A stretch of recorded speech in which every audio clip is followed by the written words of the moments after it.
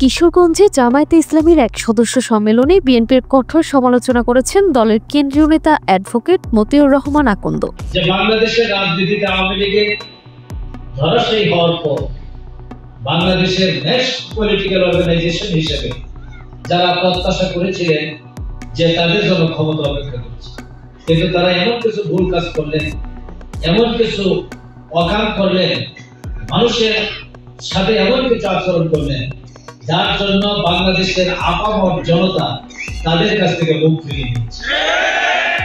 তিনি মন্তব্য করেছেন, বিএনপি সাম্প্রতিক সময়ে জনগণের প্রত্যাশা ও মনের ভাষা বুঝতে পুরোপুরি ব্যর্থ হয়েছে। শুক্রবার সকালে কিশোরগঞ্জের নেহাল গ্রিন পার্কে অনুষ্ঠিত এই সম্মেলনে প্রধান অতিথির বক্তব্যে তিনি বলেন, ৫ তারিখের পর ক্ষমতায় যাওয়ার স্বপ্নে বিভোর হয়ে বিএনপি এমন কিছু ভুল সিদ্ধান্ত নিয়েছে যার ফলে জনগণ আজ তাদের থেকে মুখ ফিরিয়ে নিয়েছে।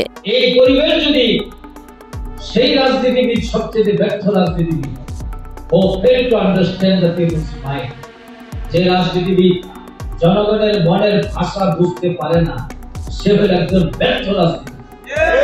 আমার মনে হয় ব্যর্থ রাজনীতিবিদ আজকে এক পাশে হয়েছে, এক পাল্লায় চলে গেছে। দেশের বর্তমান রাজনৈতিক সমীকরণ নিয়ে কথা বলতে গিয়ে তিনি জানান, যেখানে কিছু দল একদিকে অবস্থান নিয়েছে, সেখানে ইসলামপন্থী ৮টি দল আল্লাহর উপর ভরসা করে ঐক্যবদ্ধ হয়েছে। আগামী নির্বাচনের ফলাফল নিয়ে আশাবাদ ব্যক্ত করে মতিউর রহমান আকন্দ বলেন, আগামী ফেব্রুয়ারিতে নির্বাচন অনুষ্ঠিত হলে জামায়াতে ইসলামী ব্যাপক ভোটে বিজয়ী হবে।